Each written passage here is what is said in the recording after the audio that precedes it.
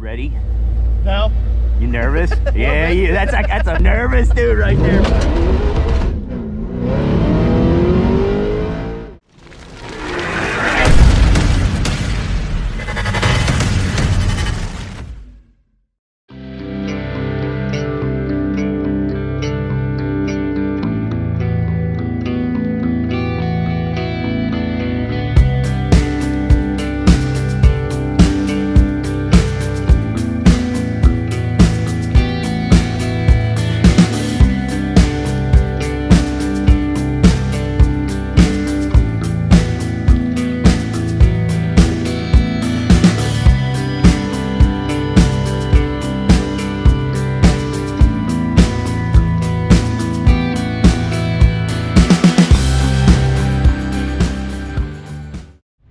Alright guys, we are here at the track. Gorgeous morning. They're already prepping. Things are looking awesome. Track is filling up as we speak. Oh, there's Tim. Hi, Tim. Crowds are starting to build. We got a good crowd here already.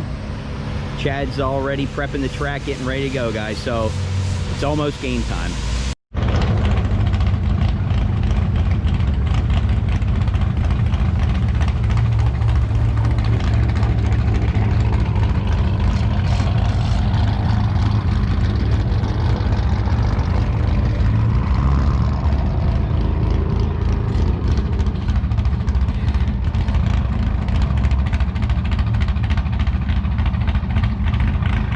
Oh, all right guys, so I'm heading up to do the first announcement. We are really close to showtime, so I am going to make an announcement that tech inspection is open. I think we're gonna go and get this shindig started. They are going absolutely nuts on the prep this time. They're prepping out way further than what they would normally do, but they got a nice chunk of change from me for this. So these guys take care of you. That's why I come here for this track, guys. So let's get this party started.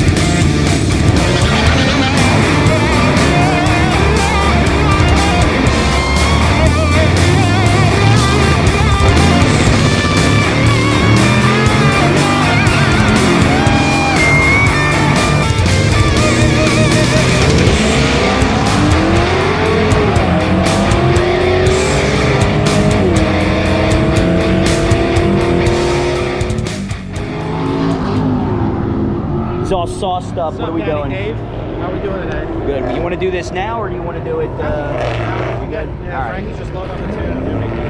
All right. So you finally have it here. Finally. So ask me this. Answer me this. This guy. What prompted you to switch over to the full build that you did? Like before, you were LSA, but were you messing around, or? Well, lack of a motor certainly prompted me to do the build. Yeah, but weren't you out messing? I remember you had it. And, what do you mean? When I did it take out the first motor? What ended up happening? Yeah, I blew the first motor, lifted ahead, went lean, boom, all kinds of good stuff. So luckily nothing came apart, so I didn't fuck my blower up. So okay, so yeah, we're here with Matt. This car's been down for like what? Since February. February, okay. Yeah, so he's got a full 408. Is it ported blower? Not ported blower, yeah. Not ported blower, okay. So Thompson forged 408. Okay. Wilkes ported heads. Very nice. LSA 2.5 upper, 9.1 lower. E85. Stock throttle body, Okay. 5-inch intake. And this guy, like, sets the bar. This is his first day running at the track ever, and he runs freaking 10 right out of the box. So 10, 9. Hey, still a 10, man. Still a 10. My first pass ever was a 15. Like in my 79 Trans Am was a 15. So like I had a chance to build up to that. You came right out of the box as a 10. So I mean, extremely respectful. It was fun. It was exciting. Ready to do it again. So, I mean, we have it, and I'm going to overlay it because it's funny and I got to do it, but we had his blood pressure while it was going, and it was a 141. So he's not dead, but like you can tell the dude was nervous.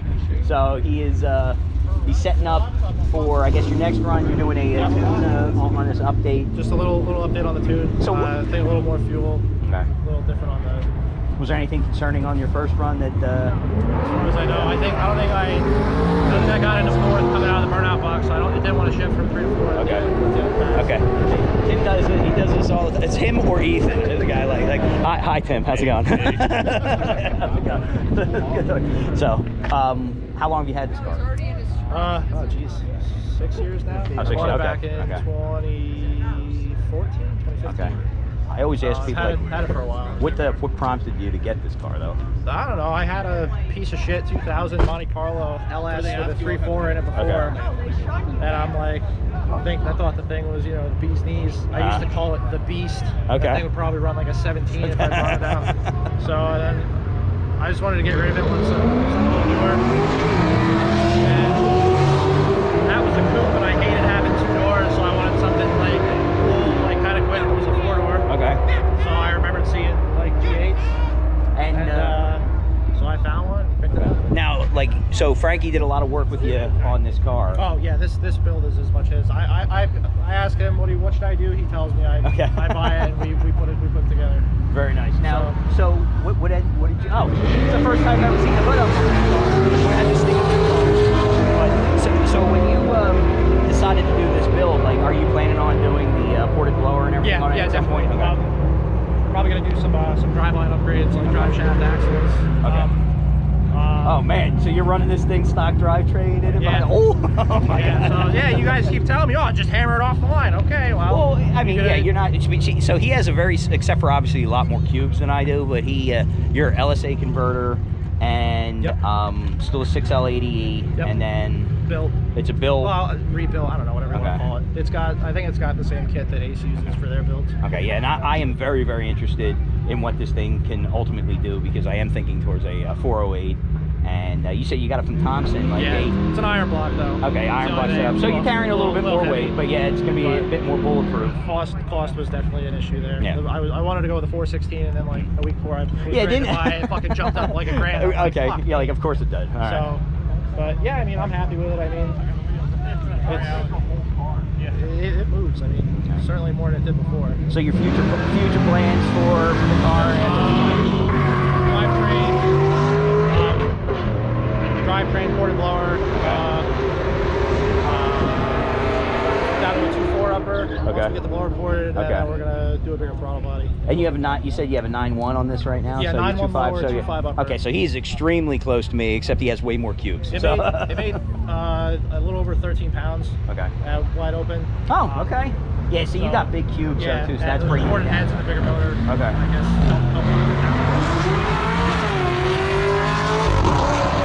Of course, we did this right at the track in the middle of it, so, but like, so you have any plans to support the blower as well? Yeah. Okay. Yeah. Who are you planning on going with? Con. You're gonna go with Con, yeah, because they're real close, yeah, too, yeah. Okay. Frankie's 20 minutes from him, so. Oh, nice, okay. Ain't worried about it. Yeah, it looks like you guys are extremely busy here today. You got your car going, you got Chet's car going. Yeah, we're you got Palmer's here, you got Buddy's going. We're waiting on some revisions, but our tuner's super busy today. Frank City's tuning like 12 hours today, so. Nice. So who did you end up going with? Derek Omar. Okay. Right, and you're happy so far? Oh with my God, just the street driving ability is great, yeah. Unbelievable. So at some point we're definitely gonna have to do that. We'll have to add on. We'll do another one with Matt to actually get like the street manners and stuff like that. So I'm definitely gonna GoPro the crap out of this thing. Now, I'm just gonna say it. Okay. I'm gonna say it as a slap in the face to Mark Mataro. Okay. Achilles are the best street tires you can get. Fight me. Now, so let's talk about that. Let's just take a look. So yeah, you you did. Yeah, so you went with the so you got these are my other set of wheels. Oh, you cheating on them? Oh, all right. 14s. Okay.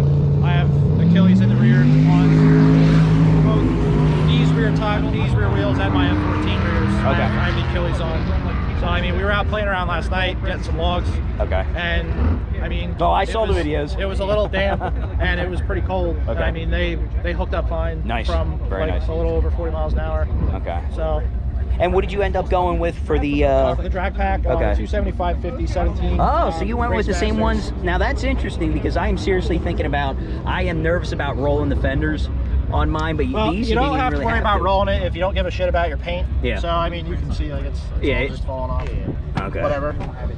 But I mean, it looks nice. Weight reduction. Yeah, and you also it looks like you lowered this thing too a little bit. Yeah, too. it's PPV shocks and struts with H&R springs. Okay. You do anything interesting on the interior, or is it No, relatively don't look in standard? there. Okay. It's all fucked up in there right now. All right. Fair. The car's been sitting for 8 months, ripped apart for most of it. So literally, sadly, I know that feeling. Yeah. Literally, last night was the first time I drove it with any kind of power in it. And but I bet you it fell. Oh, it fell. Okay. So yeah, we're gonna take some time on board and just kind of clean it up, put it back together, and I'm gonna take it away. And did you do anything like reinforced brick or anything like that on it? Yeah. So this. Let's talk a little bit more about the engine while we have a little bit of a downtime here. Okay. This ZL1 lid is from Dedicated Motorsports. Okay. Yeah. So I know. Yeah, with the machine top on it. The top, Same one. Yeah. They do a 12 front for Ann. Okay. And they reinforce the brick. Very nice. Yeah, this looks extremely familiar. It's all very similar stuff that I have on mine. It looks like okay. So you do what a lot of the Australian folks do. They put the tank right inside here. We have an inner chiller for it. Okay. We ran into an issue with one of the couplings where it's some like goofy size that we're having a hard time. Oh God! So you actually tried to put the thing on, or you can't see it, but we have like the manifold down there for it. Okay. Already bolted up. I had to replace my AC line because it was leaking real bad from here, so we replaced that while the motor was out. But the way my heat exchanger sits, we have to mount the inner chiller. Oh, okay. So you're actually quite low with it. But yeah, the G8 has all that room up front too. So, that's nice. I went with a two-door crash bar. That thing looks wide as hell. It's what is it? It's from a 0304 Cobra. Okay. I forget who makes it. Wow. Okay. So yeah, not a ton of volume as far as blower coolant goes. Gonna see how the inner chiller does for temps. And it looks like you did the 100 millimeter idler also. So actually, you know what? You can help me. What belt did you go with?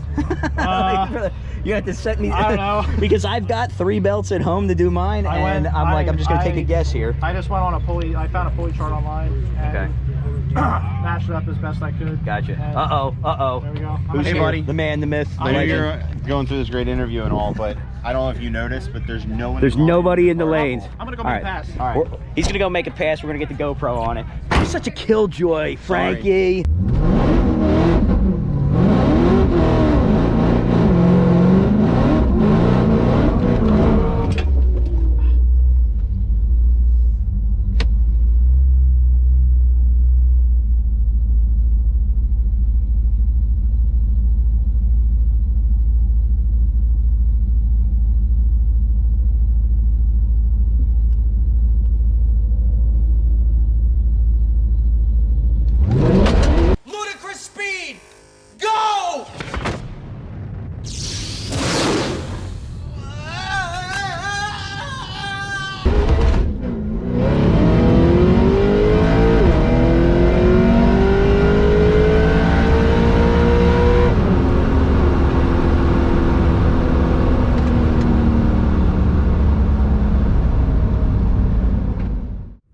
guys, how you doing? So we're down in the basement, we're here editing. I just wanted to pop in on this video, kind of explain to you guys some of the stuff that's going on. I had a lot of different video.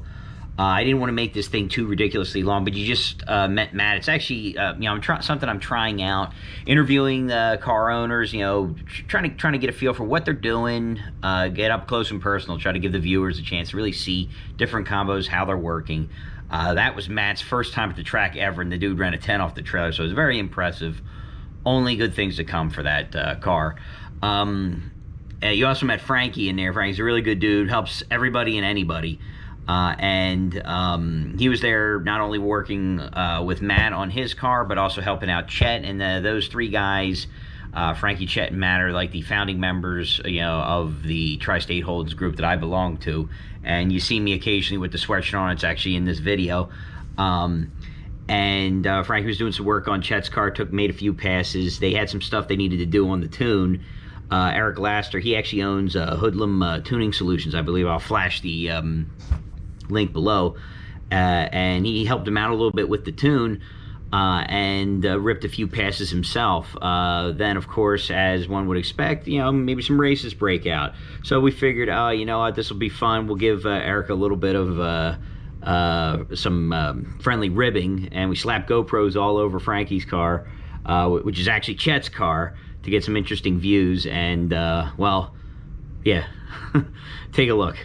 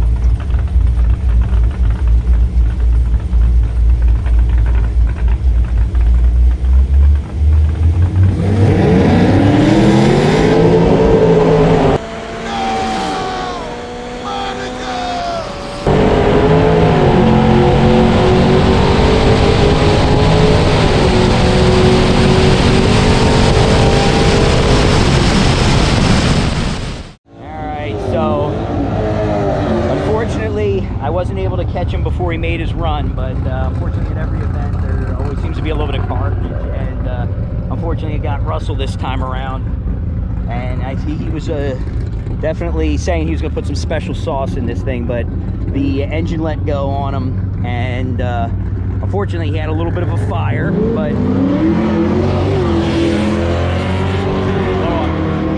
sorry about that. So he did have a little bit of a fire, but thank goodness he was safe. The car's going to be down for a while, but he definitely sauced it up on that run. And unfortunately, when the engine let go, it took out some stuff underneath it. But you know what? That's racing. He will be back. And you know, it's just a good thing though that he was safe. He was able to get the car over to the side of the lane. He was towed back, but yeah, it unfortunately kicked some stuff out the bottom of the engine. Had a couple rods, a piece of piston and everything, but that's racing. He had a feeling that was going to happen, but it always sucks to see it. So he's got some work to do, but eventually he will be back, guys. All right, guys, that is it. 2020 Showdown in the books. Thank God. Wow. Biggest turnout thus far for this, especially with the limitations due to COVID. But, man, it was a fight. It was an uphill battle the entire time. I'm actually glad I didn't bring my car because it claimed quite a few victims this time around. Especially in the Holden community, it was pretty brutal. But, you know, sincerest thanks to the Cecil crew. They did a bang-up job getting that track to come around. The rain was just absolutely ridiculous yesterday, and it rained up till about like 4 o'clock in the morning, and the track was a disaster when we first got there, like 7 or so, and they worked their asses off from 7 to about 11:30, and I mean, they probably could have put another hour in on it before it was as good as they wanted it to be, but we just had to get the day going. And unfortunately, I didn't get the bracket race in, so I'm actually going to raffle off the LSX only prize. And I got a few other things I'm going to raffle off for you guys. I got a set of titanium lug nuts. I'm going to do a review on that because, my God, are they beautiful. I got the black ones for my car, so I'm extremely excited about that. But, I mean, today, after seeing the carnage, it gave me some pause about what I really want to do to this car. So I am a little nervous about pushing this thing, although I am not running a substantial amount of timing. So, yeah, the track claimed a few victims today. We had, like I said, there was, you know, like there were some broken axles today. There were some broken axles. There was some diffs. Diffs were literally just returning to their home planet left and right. And then we had a couple of three or four pretty bad blow-ups today. So one of them actually, I think, wasn't actually engine letting go, but it was actually a coolant line that blew. But that, to me, that kind of makes me wonder that something pressurizing the system at that point. So it was a wild Camaro with carbon fiber doors and a big cowl hood. It was an NA build. It was like a 930s NA build. But he got to the top end of the track and he was letting out smoke like crazy. But it turned out it was a coolant line that split in half. So to me, that makes me wonder if it's like maybe something's going on, like he's lifted a head or something. He's high compression set up there. So he was able to get it on the trailer. He went home. He was safe. We had a couple other guys with some things that let go, but like the big one today, unfortunately, Russell had a rough day. I think that guy was going for the glory pass. He was running some C85 in it, and I didn't even get a chance to get a GoPro. I didn't even have a chance to really talk to him. And, I didn't want to bug him after everything that went down, but, yeah, he had, I think, so what I think ended up happening is, there was a little bit of a puff, and we can watch, like, I have the video here, we can kind of go through it, but, like, there was a little bit of a puff, and then I think there was you could see a little bit of a flame in the exhaust, and then, yeah, she let go. Kicked the rods out of the bottom of the block, and unfortunately, I don't know if it took out the auxiliary line that runs up from the DSX aux pump, but once that line chopped and the ethanol started leaking out, it burned the underside of the car and took out the rear bumper and taillights and stuff like that. So it was extremely unfortunate, but you know what? He walked away from it. He was, he was fine, other than just, the inevitable being shaken from something like that happening. But you know what? He walked away. And I'm just thankful that it didn't put him into the wall. He was able to steer it over the wall. They got the extinguishers on it, and he really, he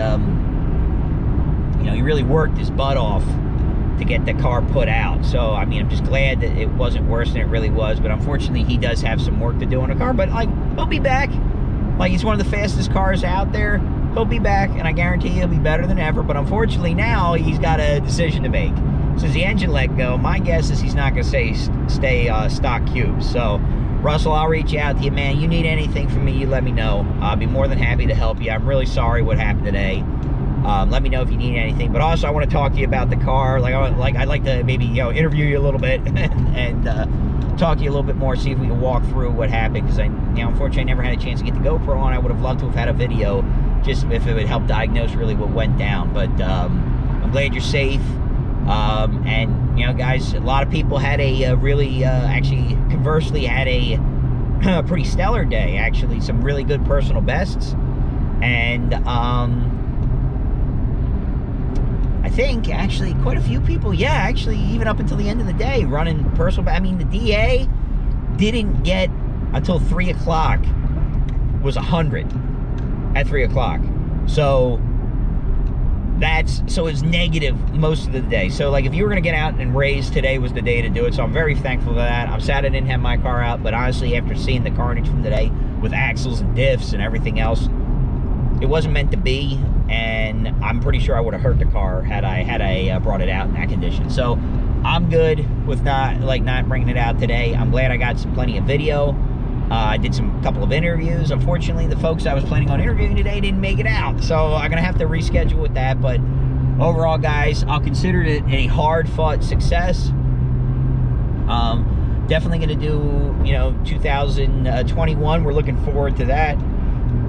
I got to think about maybe redoing some of the formats of the stuff, man, because it was a rough day from coast to coast, just a hard-fought day with traction initially, and then broken cars, and then just leading up to it, just with payment system and getting a lot of people to throw the money off. So I may end up doing like a just pure Holden event again. It was cool having the turnout.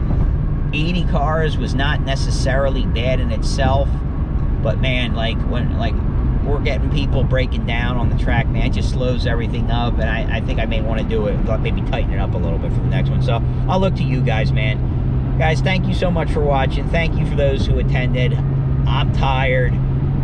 I think I'm going to have myself a frothy beverage when I get home. I don't even know if I got any in the fridge, unfortunately, but maybe I'll have myself a nice glass of water then. So take care, guys. Thanks for watching, and we'll catch you soon.